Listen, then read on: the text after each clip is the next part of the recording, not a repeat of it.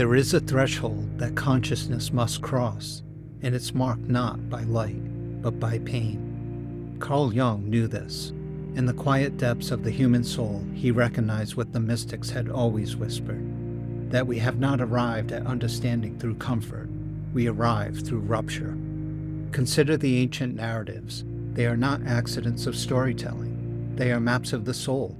In Genesis, Adam and Eve eat from the tree of knowledge, and in that moment of transgression comes expulsion, shame, mortality, but also consciousness itself.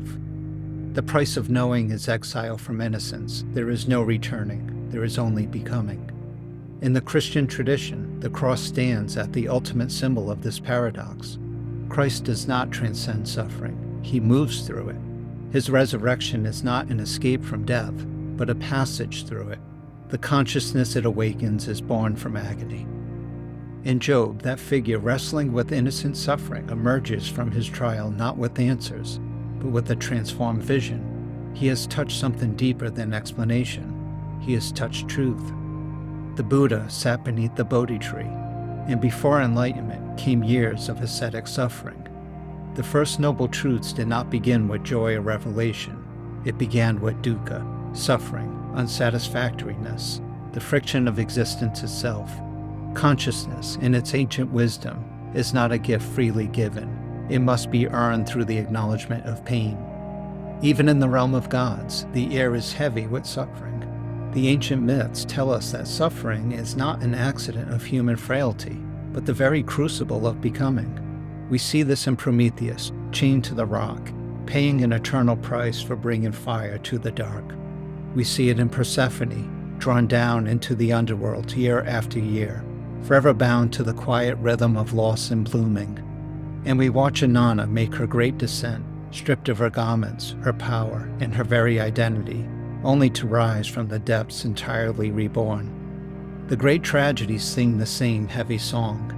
Dante cannot simply gaze at the heavens, he must first walk through the inferno.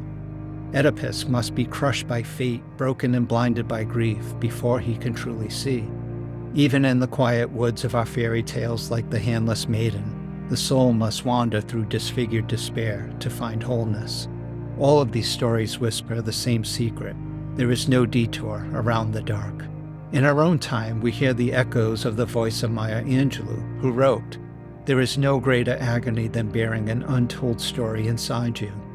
She did not speak of consciousness as a comfortable thing. She spoke of it as a necessary burden, one that demands we face what we have endured, name it, and in naming it, being transformed. Her own journey through unspeakable trauma became the very ground upon which her wisdom grew. The road to awareness is paved with new trials, and the path upward always begins with walking down. These are not stories of punishment, these are stories of price. And the price is always the same. We must lose something to gain sight. We must be broken to be remade. We must descend into our own depths, into the underworld of the psyche, before we can return bearing light.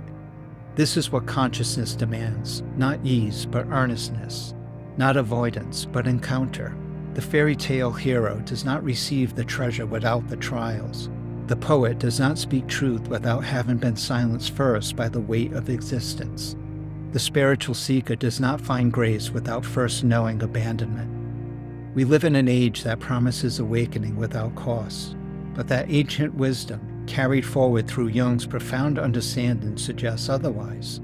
Real consciousness, the kind that transforms us, that opens our eyes to what is actually true, arrives when we have suffered enough to be humbled, when we have been broken enough to be remade, when we have descended far enough into ourselves to find what lies beneath all our pretense and protection. The pain is not incidental to consciousness, it's the very condition of it.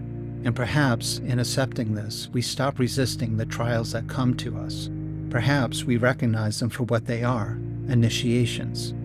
Initiations into waking, initiations into knowing ourselves more truly, initiations into the kind of consciousness that cannot be purchased cheaply, only earned through the long, difficult, necessary journey into our own depths. This is the wisdom that waits in the old stories. This is what Jung recognized in the human soul. And this is the threshold upon which we all stand, whether we know it or not.